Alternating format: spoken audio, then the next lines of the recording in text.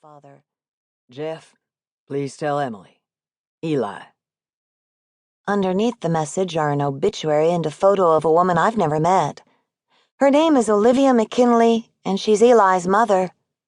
A weighted sigh escapes my lips, and I slouch into a seat at the table. Please tell Emily.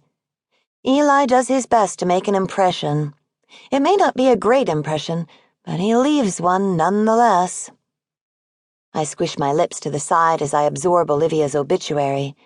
It's the first time I've seen an image of her. Eli's talked about her on our rare occasional visits, but he never drew enough of a mental picture for me to visualize what she looked like. Eli's this biker my mom hooked up with once, and he abandoned us the moment Mom said, "I missed my period." While he gave Mom the slip, he also gave me my dark brown hair and my matching dark brown eyes and the ton of freckles over the bridge of my nose. But other than that, he hasn't given me much. So, total hesitation as I hunt for the correct words. Eli's mom died. That's right. Your mom wants us to attend the funeral. I don't do funerals or cemeteries. Mom and Dad are aware of this situation. My fingers tap against the table. There's definitely a diplomatic way out of this. I need to find it, and find it quick. Why does she want to go? Not to be rude, but we don't know this lady. We barely know Eli, and, well, I thought Mom hated Kentucky. Dad rubs the back of his head. I don't know why. I forwarded the email to your mom this morning. A few minutes later, she called me at work in tears. I came home and she'd already purchased the plane tickets.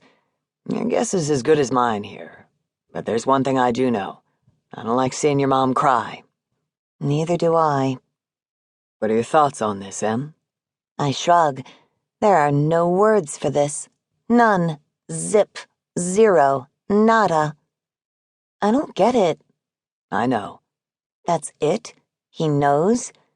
I was hoping for something a little more like I'll talk to your mom, and I'll convince her to shelve the crazy for a few days. I mean, we are underestimating the value of sending a well-written note attached to a nice flower arrangement. Dad does that thing where he's quiet while mulling over a response. It's reason 1,000,001 why I love him. Dad hardly ever loses his temper or yells. He thinks everything through. I don't claim to understand most of this, He says, but this is important to your mom, and you and she are the two most important things to me. If she needs to attend this funeral, then we'll attend. "What if I don't want to attend?" Dad's patient blue eyes search me, and I consider ducking under the table before he notices how much the prospect bothers me. Dead people. He's asking me to voluntarily enter a building where there are dead people. Inside, I'm screaming, very loudly, very manically. Your mom and I will be there, and absolutely nothing will harm you. Besides, you and I have had this discussion. The best way to get over your fears is to face them. Sure, his words sound pretty, but there's this serious anxiety suffocating me like a shroud. Hives form on my wrist, and I scratch at the welts under the table while flashing a forced grin.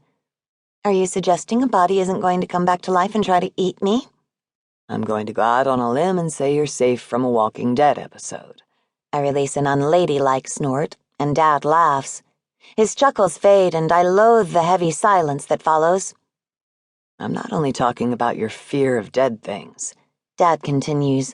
I'm talking about the paperwork I found in the trash. I believe it mentioned visiting out-of-town universities with your school this summer. Dang it, I should have used the paper shredder.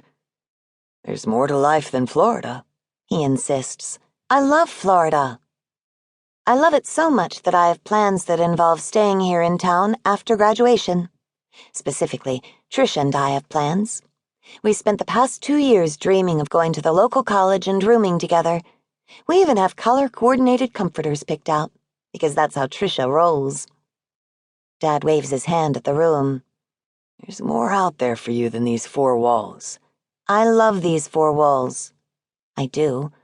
The kitchen, to the 3 of us, is the focal point of our existence. Mom's created a homey room with fresh flowers and several vases scattered on the table, island, and counter. She painted the walls yellow because she read an article that said it's a welcome.